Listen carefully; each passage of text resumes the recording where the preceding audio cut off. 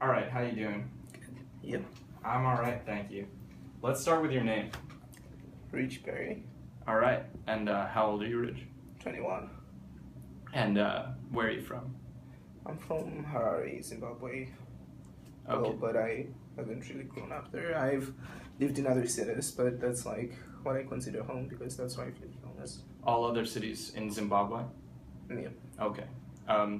And if you were to say that you belong to a certain group, or that the folklore you're going to share with us belongs to a certain group, what would you call it?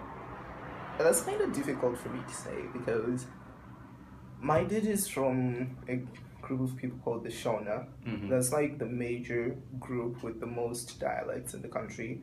But my mother is, well, she considers herself Ndebele, but she's originally Zulu from South Africa. But her parents were living in Zimbabwe in the southern part, so that's where like the Ndebele are concentrated. So I'd say I kind of belong to both because I was born amongst the Ndebele, my mother's people, and I grew up there.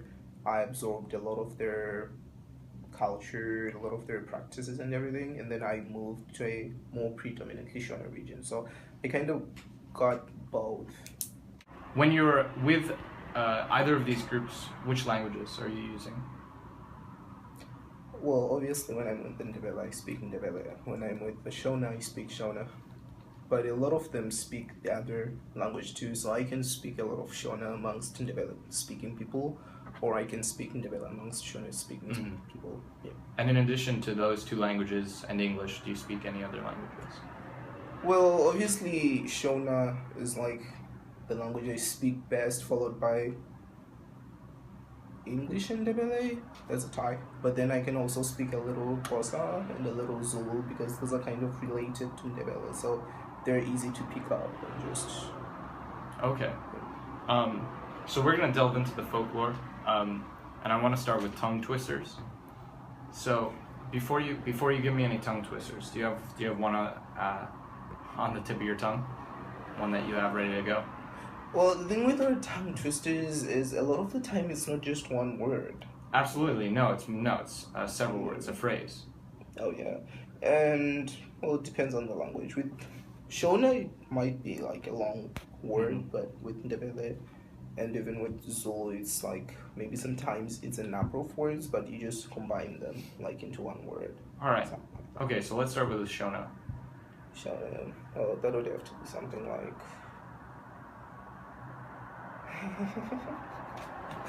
Well, something like. I had a friend who used to tell me that like somebody from like his house called him Chinyamuchero Kaimabota Munyatsotsоня, which was something that had a big foot, but it's not exactly an animal, but the big foot is like what you just associate with that. But then there were people who say that that was supposed to not be Shona, it's originally Malawian, so I'm not really sure, but I just grew up thinking that's Shona. And is that both a tongue twister, something difficult to say, and sort of a tease or a joke name that you have for your friend? Oh, well, yeah. It's both? Yeah. Okay, perfect. Do you have any other Shona tongue twisters that you want to share? The thing with Shona is it's really hard to have actual tongue twisters because most of the hard letters of the alphabet we just either don't use, like X, L, there's no X, there's no L in Shona, and then C, that would be a really hard letter to turn into Shona, so we just use C with an H like all the time. So they might be long and actually require you to remember like how to put them, in maybe perspective or something, but you just don't get tongue twisted as much as with a language like Ndebele, because Ndebele has a lot of clicks in it, and that's the same thing with like Xhosa and Zulu, and I'm sure with like other languages too, like Sotho, but there you have more tongue twisters than in Shona. So let's try an Ndebele tongue twister. Do you have one? Well, you could say something like and that means cut the straw, barb the straw, but you've taken those two like sentences and made them into like one word.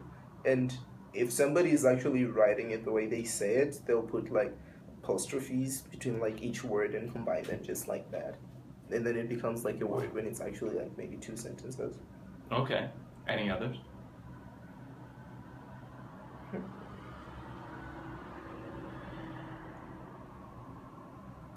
Well, not in particular, nothing that I can think of off the bat.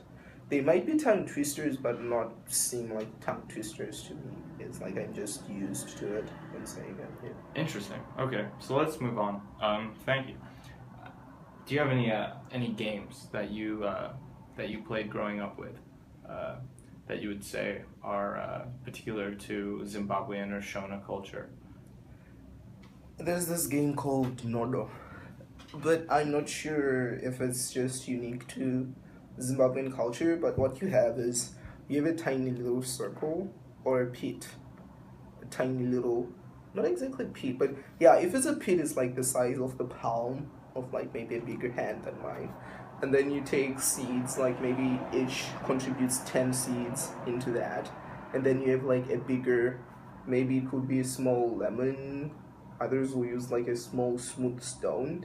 So the way you play it is you have to throw the bigger stone up and get some of like the seeds in the hole out, and then catch the bigger one, and then you throw it up again, and then you have to put back the rest of the seeds and leave one out before it lands. So like you take turns doing that. There's something I feel like might be unique to Zimbabwe or Well, to Shona. it reminds me of two games. One, I believe, either Japanese or Korean, which is called Kungi. I don't know if you ever played it.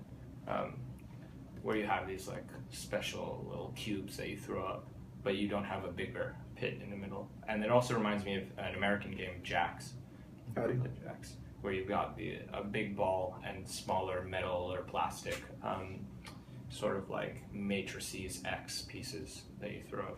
All right, thank you.